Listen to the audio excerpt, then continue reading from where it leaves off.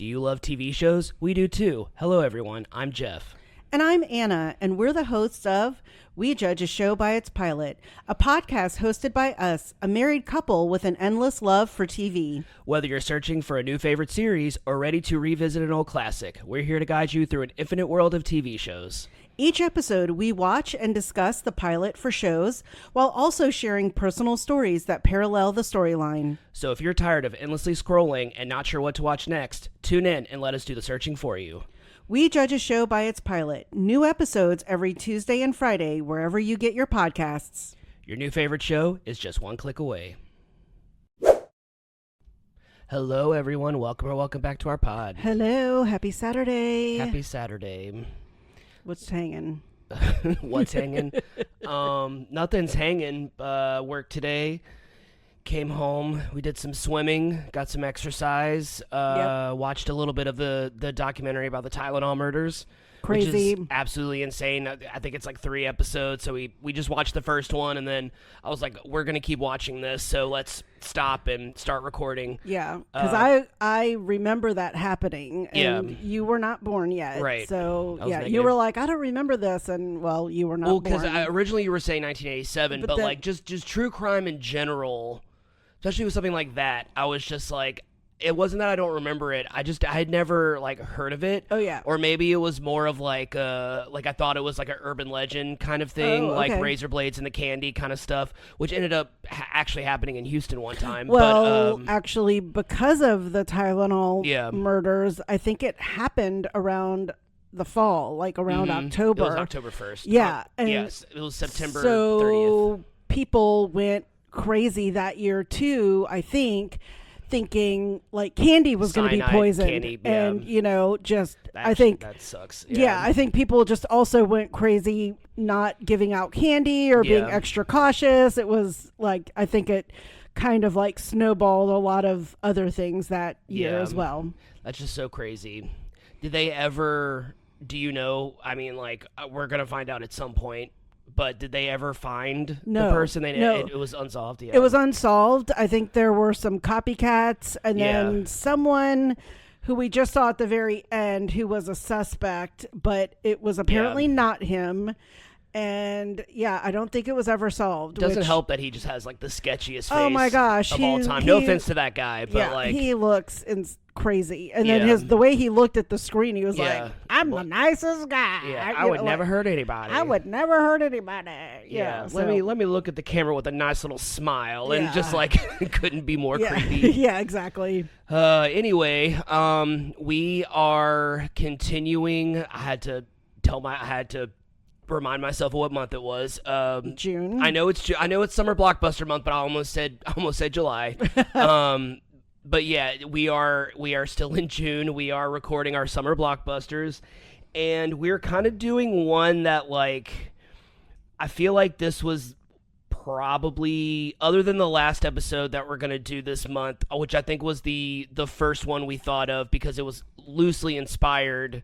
Maybe it was what loosely inspired this. We'll get to that whenever we record that episode, and I'll ask you.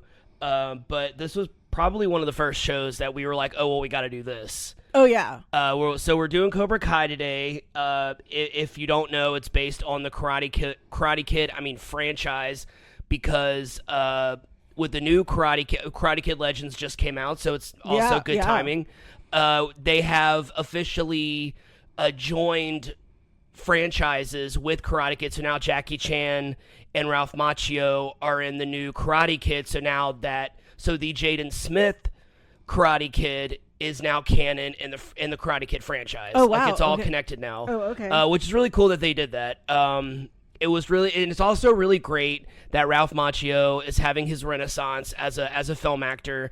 Love the guy. I know Cobra Kai doesn't start out centering on him, but it's hard not to, especially when it revolves around Johnny, or revolves around William Zabka's character. But how can you not bring Ralph Macchio into it? Of course. I always wonder if, like, he was the true enemy. Yeah, I wonder if he was the true villain. Right, according to Barney Stinson. Such a great episode. All right, so we got a lot to talk about. We both love the Karate Kid, and got some stuff to talk about. And we love Cobra Kai, and so we're gonna go ahead and get into some episode, series, and movie information. All right. Cobra Kai, Ace Degenerate. Cobra Kai was an American martial arts comedy drama that originally aired on YouTube Red. I know. On May 2nd, 2018. It ran for 2 seasons on YouTube, but then was picked up by Netflix for another 4 seasons.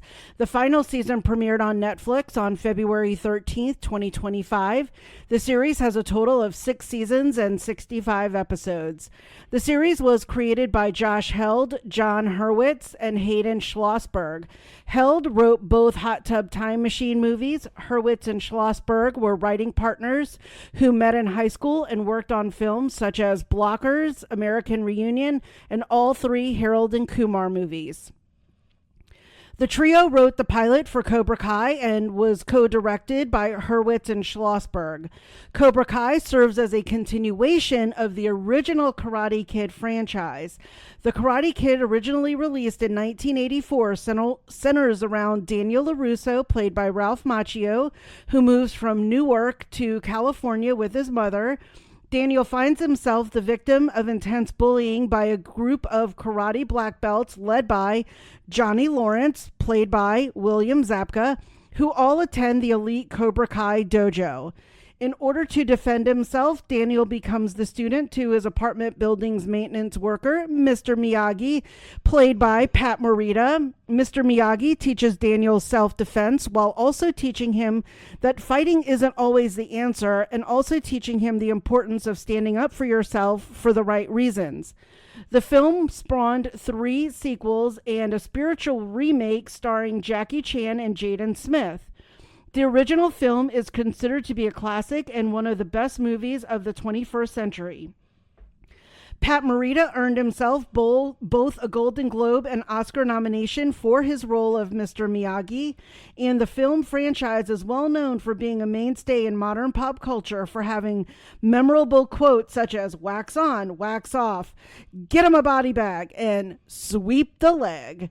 Cobra Kai tells the story of Johnny Lawrence as an adult. He was one of the most popular boys in school, was the best karate student in the Valley, and came from a wealthy family. When Johnny was defeated by Daniel back in 1984, his life took a slow downfall after being kicked out of Cobra Kai. 30 plus years later, Johnny has been cut off by his wealthy stepfather, struggles to make rent, and can't move on from the past. Things change when Johnny saves his teenage neighbor from a group of thugs. Johnny is inspired to reopen Cobra Kai and become the sensei. The series was an instant hit, being praised for its witty humor, fun action sequences, and nostalgic flair. The cast includes William Zabka as Johnny Lawrence, Ralph Macchio as Daniel Larusso, now a successful car dealership owner, Courtney Hengler as Amanda Larusso, Daniel's strong, supportive wife, who seems to be the only rational person in this universe, Zolo Maridueña as Miguel Diaz, Johnny's neighbor and first student, Tanner Buchanan as Robbie Keene, Johnny's estranged teenage son, Mary Mauser as Samantha Larusso, Daniel and Amanda's intelligent but impressionable teenage daughter, Jacob Bertrand as Eli Hawk Moskowitz, Miguel's friend who also joins Cobra Kai, and Gianni DeCenzo as Dimitri, Miguel's other friend who was resistant to learning karate.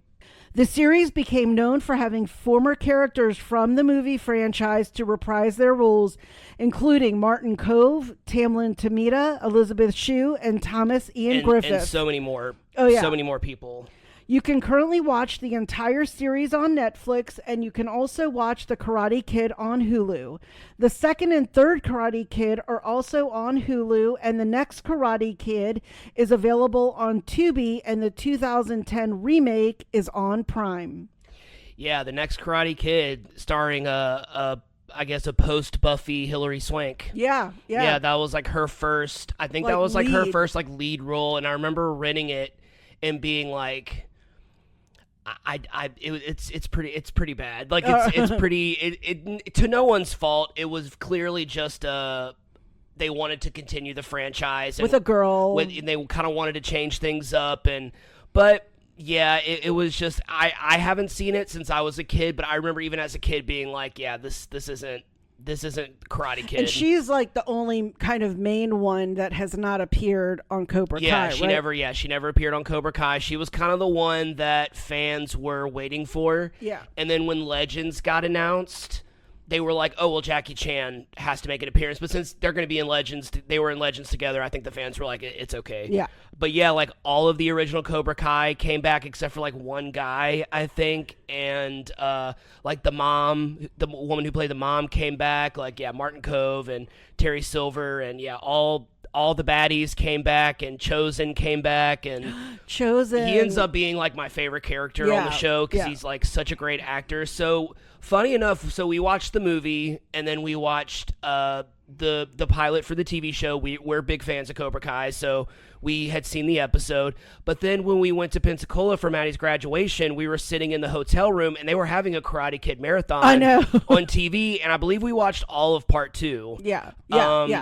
And I realized that I hadn't seen part 3 maybe since I originally watched it on VHS when I was like because I'm trying to think like of that. I don't think I've watched it. Yeah, because I think I owned the first one on VHS, and then I was like, okay, and then I knew that there were sequels, so I think I went and rented 2 and 3, but I really liked part 2. I almost like part 2 as much as the original, just because they just continue the story, and it was just like everything was already established. Daniel already knows karate, like we can just kind of continue the story. And the whole thing with the slicing the boards or the glass or whatever, and yeah, it was just a really cool movie, and it was really just kind of funny that we were just kind of like, oh well, I guess we can just watch the second one now. Yeah. So we just said we're fans of the movie and fans of the TV show. Did you see the movie in theaters when it first came out? I probably was it like the movie to go see at the time? Yes, because I think Ralph Macchio was coming off of The Outsiders. Right. Now, I will have to say I did not like The Outsiders. Whoa. Unpopular opinion. Hot take. Yes. I'm just kidding. I am an original S.E. Hinton book Outsiders person. And The Outsiders, of course, I know we're doing a sidebar here as we usually do, but The Outsiders is an first person perspective. Yep. And so those kind of books are really hard to translate. Right. And I just thought The Outsiders, the movie, was terrible. But I know people love it, and I know it was just stacked with all the hotties of the day. Emilio, Rob Lowe, Tom Cruise. It's pretty insane, Patrick Swayze, all the people that are in that movie. Diane Lane, Michelle Mayrick. Mayrick. I always say Mayrick. Oh, yeah. So Ralph Macchio. Leif Garrett. Leif Garrett and C. Thomas Howell. Hottie, later on a bad guy in Criminal Minds. Yeah. But yes, so it was off the heels of that. Yeah. So it was just like, we got to go see it. I mean, it's Ralph Macchio, Johnny. And so do it for Johnny. Stay gold, So yes, it was all the rage on Tiger Beat and Teen Beat and all the magazines. And yes, so I saw it probably at least twice in the movie theaters. What was it about Karate Kid that you liked? So I think it was actually my brother took judo when he was in high school, and it's kind of funny is that it was truly also based because he was being bullied in school. I think I maybe have told this story before. I think so, maybe. Kids were taking his money, and I think like the school librarian ended up telling my mom about it, and my mom was a big believer in like, well, I'm going to try to help you. I don't know how to handle bullies, but I can teach you how to take care of yourself. Right, how to defend yourself. How to defend yourself. And so she signed my brother up at the YMCA for judo lessons, and I believe obviously karate was maybe part of that as well. Yeah. So I knew of that, And I was intrigued that this was also happening. And they were like my age. So, yeah, I mean, this was like my peers, you know, cutie guys and high school drama, stuff like that. So, yeah, I mean, I think it just was relatable to me in the time. Yeah. Cool. Yeah. Yeah, so I was about to start talking and then my brain just stopped for a second. Okay. My brain just like hit pause just for a second. Yeah, so we had it on so obviously the movie came out the year I was born, so obviously I didn't see it in theaters. Yes. But we had it on VHS. I kind of just grew up having it on VHS for as long as I can remember. So when I remember it just like being in our collection for a while before I was like, I want to watch this movie. And I think maybe it came on TV and it was like edited, and I was super young. We were still living in Central at the time. So this was like a while. This was like when my parents were still married. And I remember I'm like, okay, I'm going to watch this movie. And I remember watching it and like, I remember the first time watching it because I remember watching it with my friend Michael, and it's one of those things where like you're watching the movie and like you know like the basics of what's happening, but you don't get everything. Like you don't get some of the jokes, some of the references. I didn't realize that like Johnny was rolling a joint in the bathroom stall. Obviously, I was like 7 or 8, and there were all these like terms and things where I was just like I didn't understand it. So I kind of just didn't watch it. And then maybe when I was about 10 or 11, I watched it again, and then I understood everything. I was just like, oh, okay, it happened. This happened to me so many times when I was like 10 or 11, where I watched a movie for the first time in a few years, and I was like, oh, my parents let me watch this. I was just like, not with the Karate Kid. Karate Kid's pretty harmless, but with other movies, I remember watching it when I was like 11 or 12 and being like, oh, I get that joke now. And, got it, yeah. With Karate Kid, it was kind of like that, but then I kind of understood like the bullying, and I kind of understood like the self-defense, and I understood like all the terms and all the like karate terms and stuff, and I understood that like all of the chores that he was doing for Mr. Miyagi was teaching him like muscle memory and building muscle and reflexes, and I was like, oh, I get it, this is a really good movie. And so then I kind of obsessively watched it. It just became one of my favorite movies as a kid. Obviously, being a short kid, I got picked on. I didn't take karate to take self-defense. I was really good with like my words. I was really good with like comebacks, kind of comebacks and being funny and kind of alleviating the situation by like making like the bully laugh and stuff like that. And I was really good at that. I was really good at like talking myself out of getting my ass kicked, probably, like, because I was a little bit of a smart ass. I'm not going to sit here and say that there was a little bit of, when I watch Daniel sometimes in the movie, I'm just like, all right, dude, you brought that on yourself. Like, why did you do that? Like, oh yeah, you know. And I'm just like, and I think of myself when I look back, and I was just in my mind, I'm like, I'm being picked on, I'm being bullied, and I'm like, you completely started that, Jeff. Oh, like, absolutely. you completely started that. They were not bothering you at all, and you decided to be an asshole. And it was just like in the bathroom scene. Yeah. I mean, when he brought, and they were kind of leaving him alone at that point. Yeah, and he brought the hose in or whatever. I mean, you know, it's not like he should let the bullies like get away with it, but at the same time, it's like, don't rattle the cage. Like, why would you poke the bear? Why would you do that? And so I definitely, Daniel kind of annoyed me a lot. And I definitely was more of like Mr. Miyagi. I thought he was really cool and interesting. But when I continued watching the movies, I started to like Daniel a little bit more because he became less of a hothead, I guess. But I love The Karate Kid. It was a movie that, I mean, you and I both can probably recite it. We've both seen it so many times. Yeah. Such a great movie. Also, just real quick, it was also very current with Pat Morita. Mm-hmm. We all knew him as Arnold from Happy Days. Right. So, I mean, not that we were all hot after Pat Morita, of course, but he was always like the funny guy on Happy Days. So it was kind of like, oh, okay, Pat Morita is going to be in a movie now. Like, this is, got to be funny or something. So he was a little bit, funny. Oh, he definitely brought the humor and when he does the bottles, and he's like, how'd you do that? He's like, I don't know, first time, like first try. Or whatever he says, like, oh yeah, he definitely kind of had that comedic timing. Oh yeah. So watching the pilot, what did you think of the pilot the first time we watched it? Because we've seen it since. So. Yeah. So that very first time we watched it, and it was after How I Met Your Mother Right. with the whole like Barney Stinson birthday. Yeah. And William Zabka It was comes in. his bachelor party. Oh, it was his bachelor Yeah. party. Okay, I was trying to remember. Yeah, I was it's like, okay, I knew it was one party. Yeah. And does Ralph Macchio come in? So they bring Ralph Macchio, and they're like, we brought you the real Karate Kid, and he's just like, what are you talking about? His whole viewpoint was that Johnny was the real Karate Kid because he was the only one that actually knew karate, and that Daniel won with an illegal move, which they bring up in the pilot.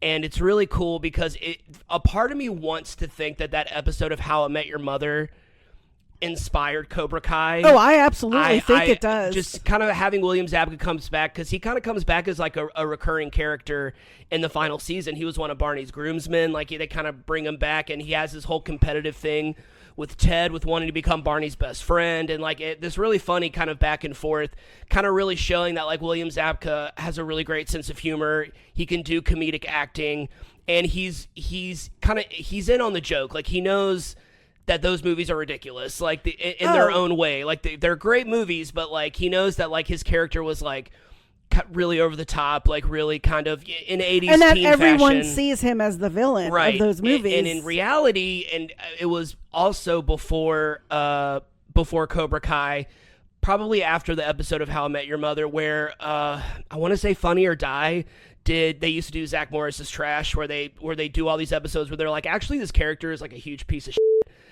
With Karate Kid, they did the whole thing where it was like, from Johnny's point of view, Daniel is the bad guy. Yeah. And they actually make a good case. Really good points. The only thing they were like, okay, the only thing that like Daniel didn't bring on himself was when they randomly rolled him, when they kicked him down the hill, when they were driving past him. And he had like the thing on his head. Like that was the only time where like he didn't like instigate it. Yeah.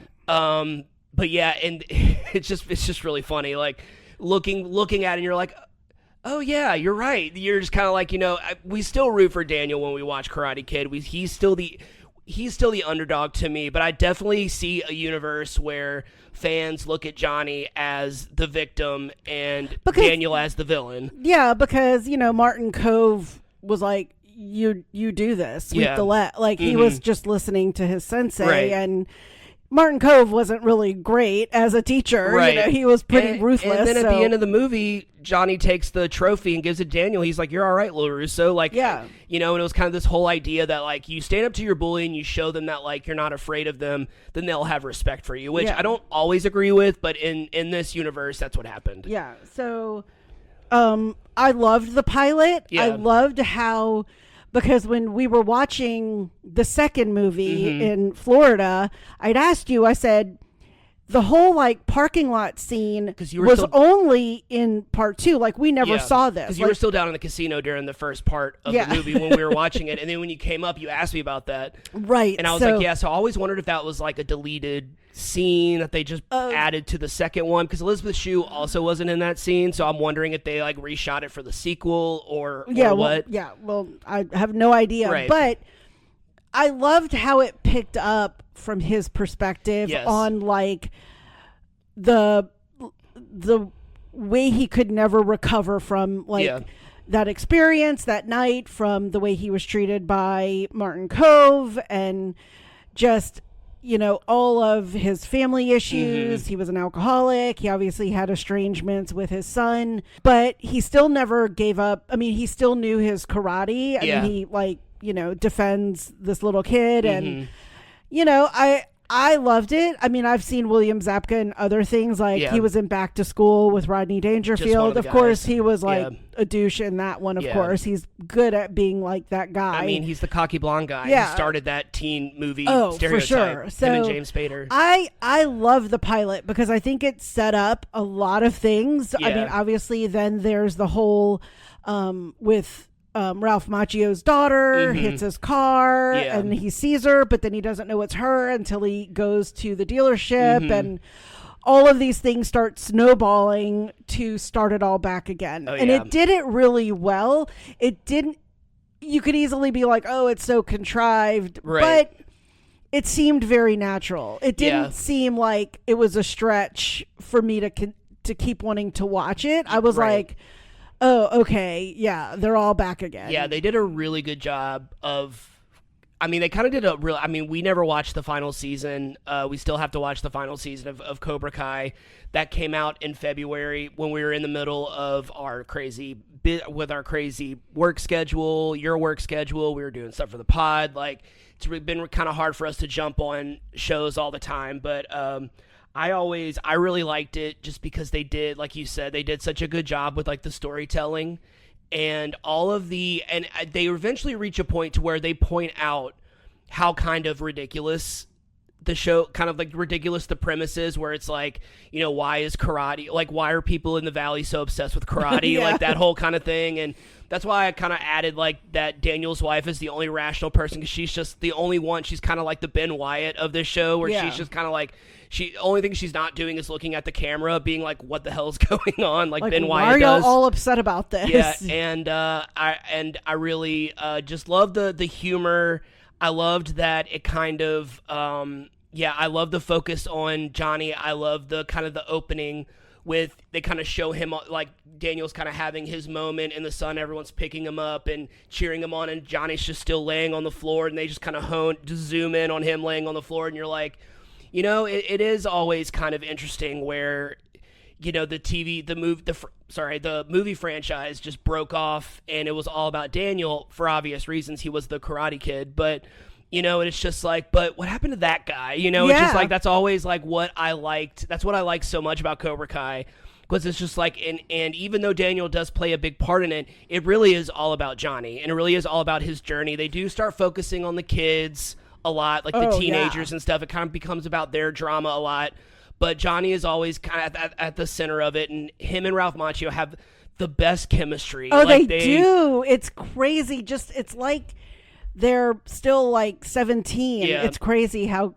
good they are together. It's really funny to watch during the final season when I was getting ready to premiere. They were doing all these like cast interviews, and I'll watch all those on YouTube, and you know, they're just kind of like the dads that are just sitting with all the teenagers, and they just have such a funny back and forth just as like human beings. They've known each other for 40 years. And yeah, it's just a lot of fun to watch and to see all these characters come back. And I just really, and it still had like the Karate Kid like vibe to it. It still felt like you were in, I mean, obviously we're in the universe, we're seeing the characters in front of us, but it had the same feeling as the Karate Kid movies did, where it was like, you're in reality, but it's just a little turned up a little bit. Like, it's just a little bit more like amped up. I kind of, going back to How I Met Your Mother, I kind of feel like we're in Barney Stinson's fan fiction. Yes. Like, he wrote that, like, he's on his Doogie Howser computer. Exactly. And so you just are like, is this what Barney Stinson really thought? Like, you know, the whole tournament, you know, destroyed Johnny, and you know, this is what his life has been like, because it was so unfair that he got portrayed as the villain. Yeah, so it's like the movie became reality. Right. So it is unfortunate that Cobra Kai came out after How I Met Your Mother ended, because we really could have seen like some really good jokes with that, and William Zabka could have come back and been like, oh, I'm in Cobra Kai now. Like, it would have been really funny, but and then they could have had some random thing where like Barney was like a ghostwriter for it or something like that. That'd be really funny. But yeah, I love that they brought that kind of that idea of Johnny being the victim into the zeitgeist, especially I think How I Met Your Mother was probably the real people the writers that pushed that idea. They probably just got a kick out of it and never thought it was going to catch on like it did. And it did. I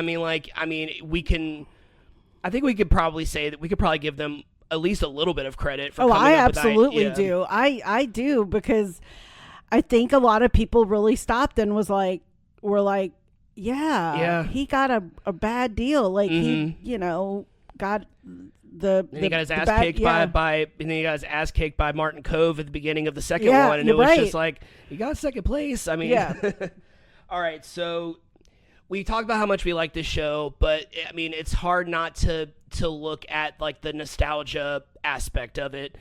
Do you think that this show is actually good on its own, or do you think that the nostalgia kind of helps it be more watchable, likable? Do you think it kind of appeals to our obsession with nostalgia? Because we are a nostalgia obsessed society at this point. Well, I don't think you can have Cobra Kai without the Karate Kid. Right. And what I mean by it is you do have to feel some sort of sympathy for Johnny. Mm-hmm. And that goes back to the Karate Kid. Right. So, I mean, if this was just some random story about a guy down on his luck who used to be a former like karate high school, Mm-hmm. competition guy, I mean, sure, it probably would be okay. And, we wouldn't know these characters. Mm-hmm. They would be new to us. So I definitely feel like you have to have Right. the Karate Kid to love Cobra Kai. Yeah.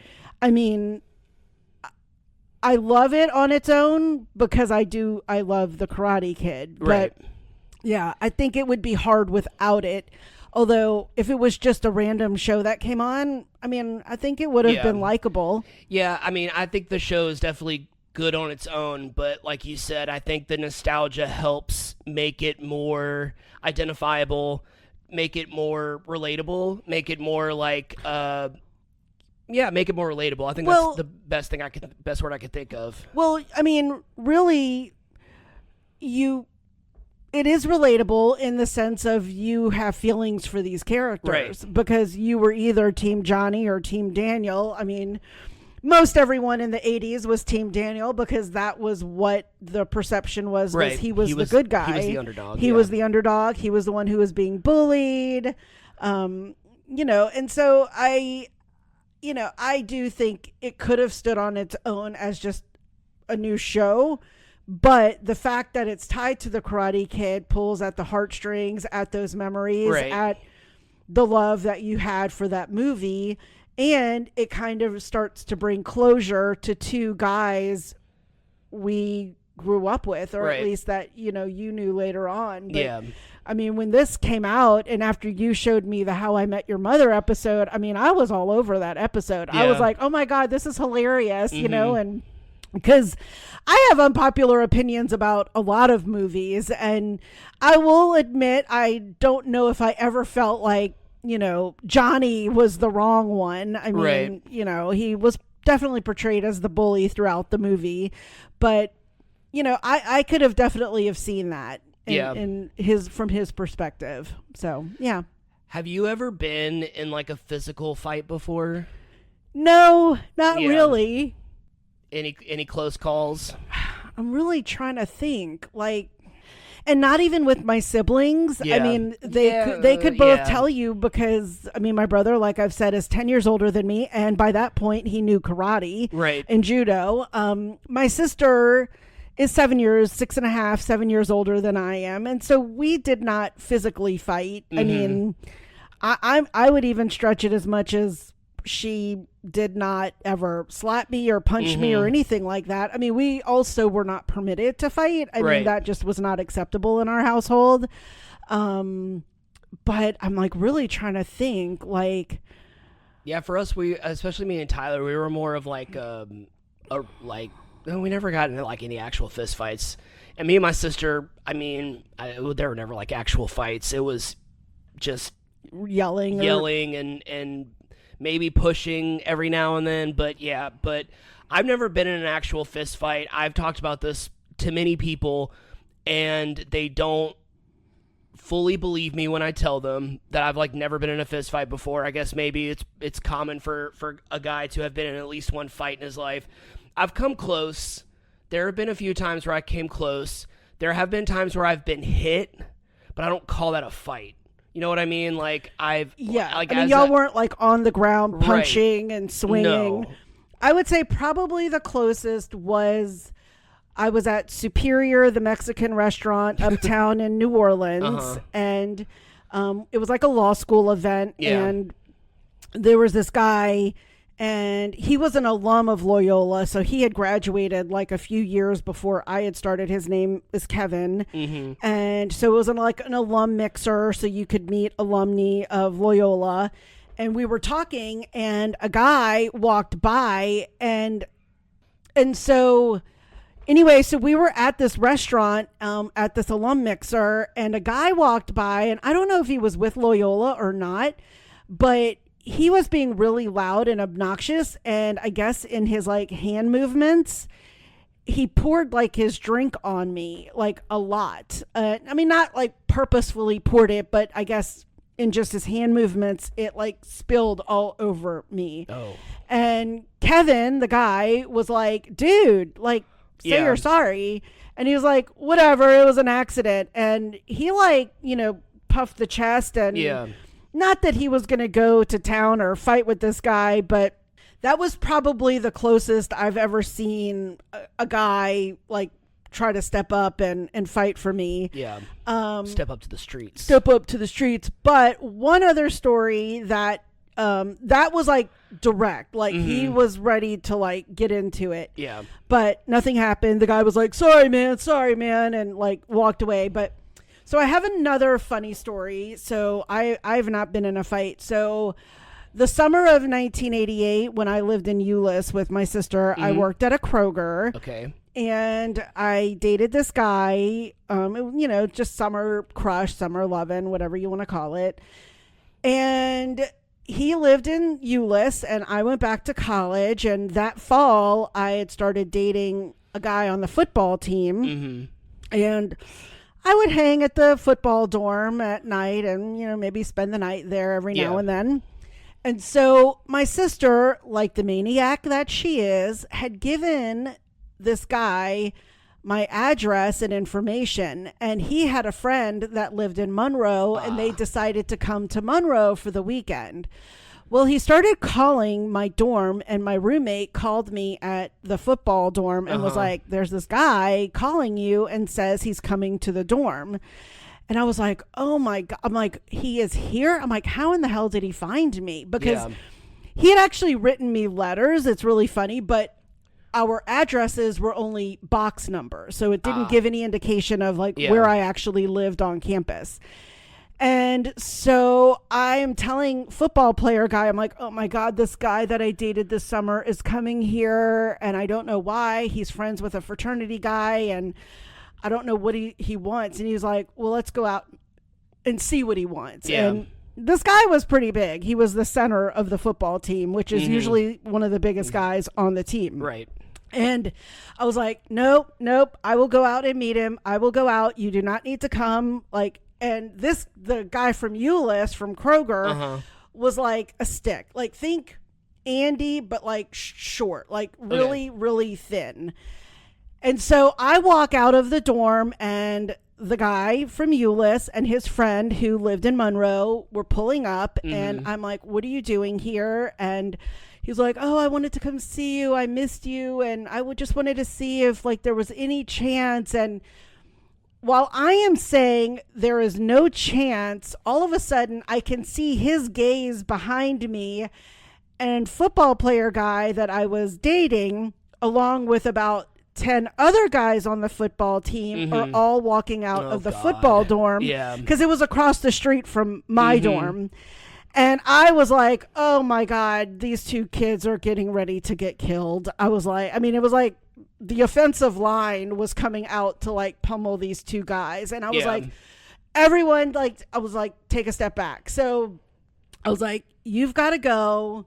Do not come back here. Obviously, I'm dating someone, and like whatever. Yeah. And so that was maybe about the only other time that maybe someone kind of almost got in a fight for me, but nothing happened. No blows were thrown. I sent guys back to the dorm. I sent them on their way to their house, wherever he lived. Yeah.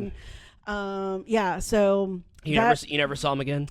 Oh, I did. So the story about that was fall of 88. Okay. And my sister got married to Patrick's dad in the winter, February of 1989 on her birthday. And I flew from Monroe to Dallas during a snowstorm, and my sister sent him to pick me up at the airport. Yes, and he was doing donuts on the interstate. I was freaking out. I wanted to kill my sister for multiple reasons, aside from her giving him my phone number and actual physical address, but sending him instead of her coming to get me at the airport. Yes. Classic. So, yes, but actually we were friends for a little bit on Facebook, but I unfriended him after a while. Like, I mean, there was no reason. Like, I think maybe he found me and but I don't know. So yeah. While you were talking, I was trying to think of some close calls that I had, and probably the only time where I was like, it's finally happening. I'm going to get into this fight. I don't know how to like properly punch someone. I didn't know what I was doing. It was just, I was 21. Yeah, I was about 21 when it happened. So this was maybe Jamie and I were married, but we were definitely like dating at this point. And we were at this bar that was like this bar and grill type place where it had like an outdoor patio, and it was in the middle of the Destin Commons, which is like Perkins Row, where you have this like where there's like general parking, but then there's like parallel parking in certain spots. There was this guy in a Lamborghini, and which is so funny because 80s, he was in a Lamborghini. And he had to park his Lamborghini. I mean, this was kind of the thing that a lot of people in Destin did, because there was a lot of money in Destin, especially with the locals. He had to park his Lamborghini in front of Blue Point so everyone could see it. Of course. And everyone could take pictures of it or whatever people do when they see a Lamborghini. So he sat there in the middle of the Destin Commons, in the middle of like, just think of you're outside at a restaurant at Perkins Row, and there's just someone in the middle of one of those streets just revving their engine, waiting for a parking spot to open. There was maybe like 6 spots open, or maybe like 8. And so it was me and Jamie, and then like a bunch of other people on the patio. Some of us knew each other, some of us didn't. And we were all just kind of watching the spectacle. And at the end of it, when he finally parked, we all applauded. And I don't know why he honed in on me and Jamie. Maybe we were like especially laughing hard at him or something like that, or maybe he just saw us and he just honed in on us. But he came over and like started talking. This was like, I mean, we were 21. This guy was like in his 50s. I mean, like, it was like he was like twice our age at least. And he kind of started talking shit to us, and we were like, dude, we're just having fun. Like, it's really not that big of a deal. Everyone was laughing at you. We were all clapping. Like, he was like, oh, but he kept saying that like we started it or whatever. And then, oh man, get the fuck out of here. We don't care about you. We're probably talking somewhere about that. And then he calls Jamie a fucking bitch. And that was when I know that when someone I care about is in peril, I will step up and scream at someone, because that's never happened to us. It kind of did. No, I was going to say, I think you almost did at a parade. I almost did. It ended up not happening. I thought someone was about to push you, and I was like in running mode, ready to tackle him. But it didn't happen, so we didn't have to worry about that. And so that was when I also had alcohol in me. So when he said that to her, I just stood up and I just started screaming at him. Like, I was just like, you're not going to talk to her. You're not going to talk to me. You're not going to talk to anybody on this patio. I probably said he had a small dick, or I probably said something inappropriate, and he was just like, dude, we can go out in the parking lot and settle this. I'm like, we're already in the parking lot. I said something like that, and my mouth, once I'm really mad, or once I and this is when I was 21, when I was like really unfiltered, I was a lot more outgoing, I was a lot more straightforward, I was a lot more vocal at this point in time, because I was a young, immature drunk, and so he kind of like, when I kind of called him back out on it, he kind of like walked away, and I guess he met up with his friends or something like that. And so I kind of just, okay, that's done. Like, we're done. And we probably took another shot for me to calm down. I probably smoked a cigarette or something like that. And I'm going to the bathroom, and him, I guess it was him and like 3 of his friends. He like stops me. He's like, do you really want to fight me? And I was just like, that was like 20 minutes ago. It was like probably like an hour had passed, at least an hour, because we used to spend, I mean, like, we'd get off work at like 4 or 5, and we'd be there until like midnight some nights. Okay. So, yeah, so when he said that, I mean, I still had the liquid courage, so I was just like, yeah, I was just like, let's go, because I think he just like, I don't know what he wanted out of this, but like, he seemed mad that I kept calling his bluff, but I'm like, why are you even trying to start this? And so I'll never forget, like, I have to cringe at myself a little bit. I remember, like, going out in the parking lot, waiting by his car, and every time he would kind of walk by, like, I'd just be like, have my arms up, being like, are we gonna do this? Like, and then Jamie was finally probably like, let's just go home. Like, let's not, Please stop. Because Hard Rock Cafe was like right across the street from Blue Point, and that's where we worked. So it was just kind of like, let's not do this right by our workplace. I'm like, you're right. Let's leave. Let's de-escalate. So that was probably that was the only time where I was like, yes, let's fight. That was the only time where I ever was like the one that was like, let's fight each other. But it ended up not happening. Because I will tell you, and I've said this many times when we've watched movies with fights or, TV shows with fights, that I am fine with knowing that you would defend my honor. Yeah. Like, I know you. But for me to see you getting hit, like, once, I would be traumatized. Yeah. Just the thought of you hurt or in pain or physically maimed or seeing you injured, cut, bleeding, whatever, I would be more upset than the guy insulting me or the guy pouring a drink on me. Seeing you physically hurt would kill me. Yeah. And I would rather just walk away. And that's right. who I am. Like, just as a person, like, I don't get into a lot of fights. You and I do not fight. So, right. We definitely talk about things more than argue about anything. Right. So I know you would defend me. Right. But yeah, I wouldn't want you to actually do it. Right. I mean, like, in that, other than that close call at the parade, we don't really also put ourselves in situations like where you don't really go to bars. We don't. I mean, if there are obnoxious people, we've been on cruise ships with plenty of drunken, obnoxious people. My God. And I mean, like, we're just not gonna hang with. We're not gonna just go to the other side of the ship, or we'll just watch them make an ass out of themselves, which is really fun to do, also. Yeah. But yeah, I don't ever see myself getting into a fight unless I am literally unless they are coming at me and I have to literally defend myself. Correct. Like, I mean, that's not the only time I ever see especially now at 40. I can't ever, like, the idea of getting into a fist fight at 40, I think about guys that do that or people that do that. I'm just like, you clearly have something to prove, because, and when you don't have something to prove, you have the mentality of like, I'm not going to get into a fight. Like, well, and that obviously would be the only time. If, like, someone was actually purposefully coming to you, I would fully expect you to defend yourself and pummel them. Yeah. I mean, and while you always talk about you're short, you were a short kid, you're a short king.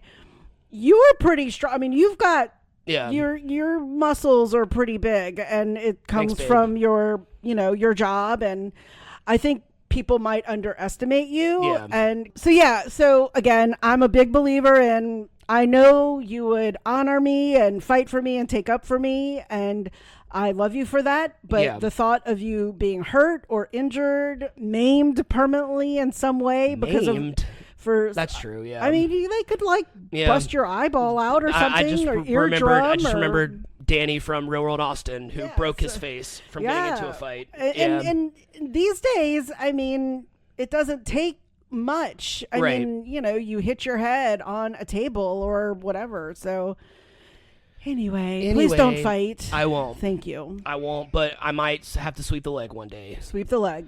All right. Are you ready to get into this plot summary? Let's do it. Okay, so we're going to get into the movie. I typed out the movie, but I'm probably just going to kind of skim through it just because we've both seen it, and I can kind of just not recite it, but I can just kind of tell you what happened. Okay, so, and stuff that we've also kind of touched on as well. Yeah.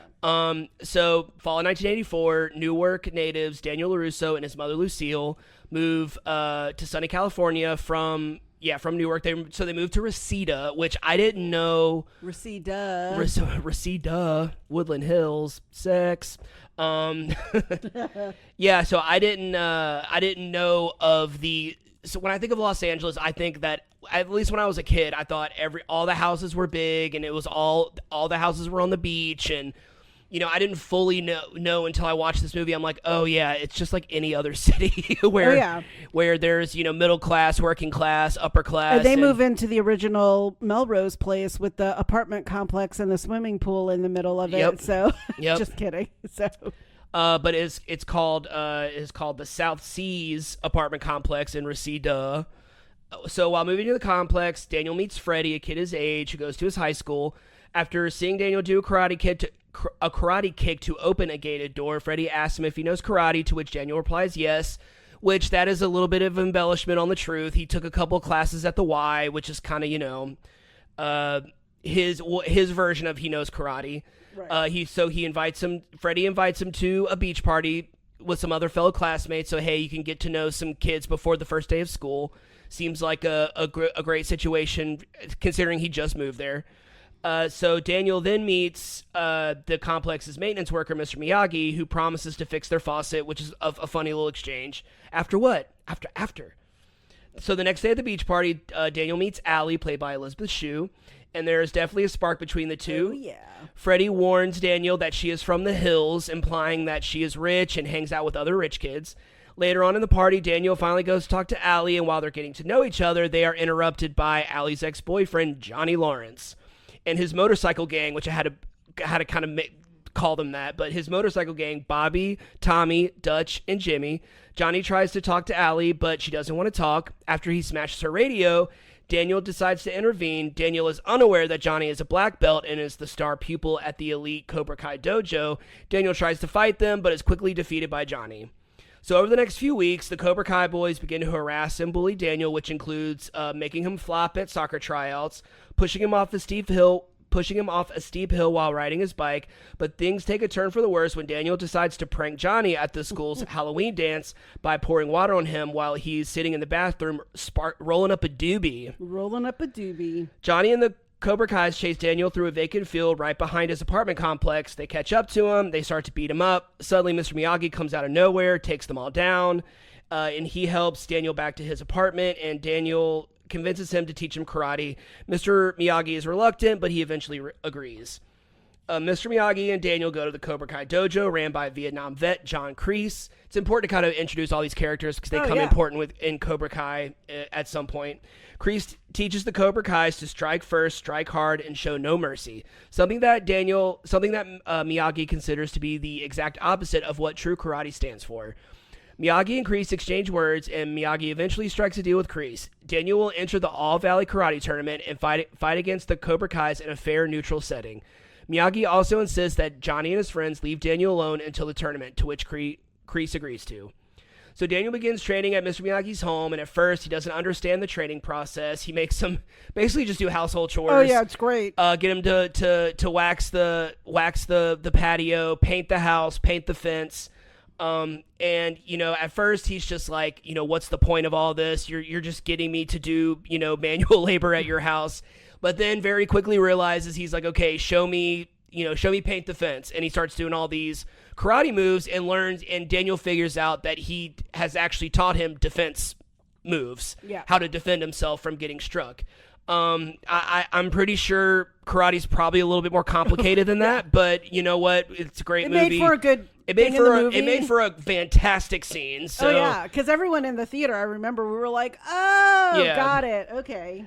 So he realizes that he taught him defense moves. So then Miyagi takes Daniel on a boat, teaches him balance, takes him to the beach to teach him balance and endurance by fighting waves. While at the beach, very important, Daniel sees Miyagi doing a move called the crane kick. The crane kick.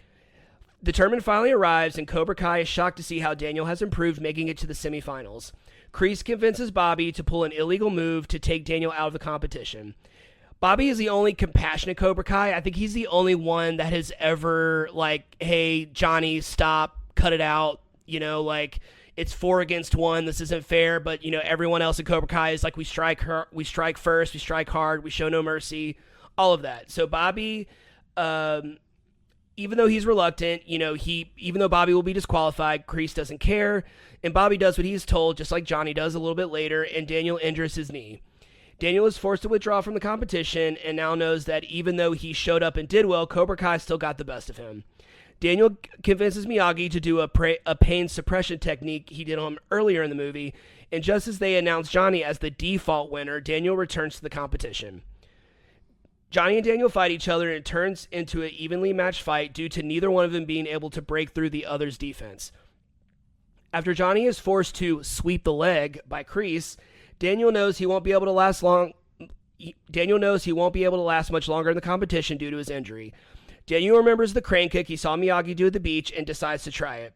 He assumes the starting position, successfully kicking Johnny in the face, and wins the competition.